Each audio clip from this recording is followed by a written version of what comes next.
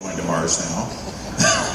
tell them the story about Sean Penn and how you spent time with him yesterday. At 3:30 this morning, I was in New Orleans, just sipping my last sip of whiskey with Sean Penn, where he's making a new TV show called The First, and he's playing the commander of a spaceship that will go to Mars. And so I've been working with him the last couple of days, try and give him any advice I can on how to portray that role properly. But should we be exploring? I don't think that's a valid question to ask that little girl in the picture that I put up there. She is at a stage of life where everything is exploration. At 20 months, no one has ever explained anything to you.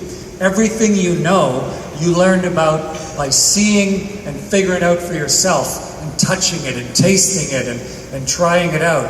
We are creatures of exploration. It's what turns us into who we are. And that's how we've gotten to where we are in society. I mean, we feed 7.5 billion of ourselves every day. We have eliminated diseases in the last generation that used to kill hundreds of millions of us. World literacy in the last 30 years went from 50% to 80%. All of that is the direct result of enabling and challenging ourselves to explore things we didn't understand before. And space exploration, space is just an adjective. And if you think about it, that's where almost everything is beyond the atmosphere of the Earth. So I think you need to balance. It is costly, but Statistics Canada has 2.5 times the budget of the Canadian Space Agency.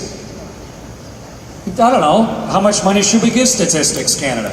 They're doing good work, but you could ask me, why do we fund Statistics Canada at such an incredibly high level?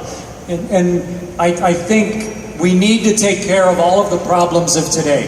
We have to take care of each other, but we definitely need to reserve part of what we're doing for exploring the ideas that we don't understand yet and giving opportunities to our kids that didn't exist when we were their age. Good.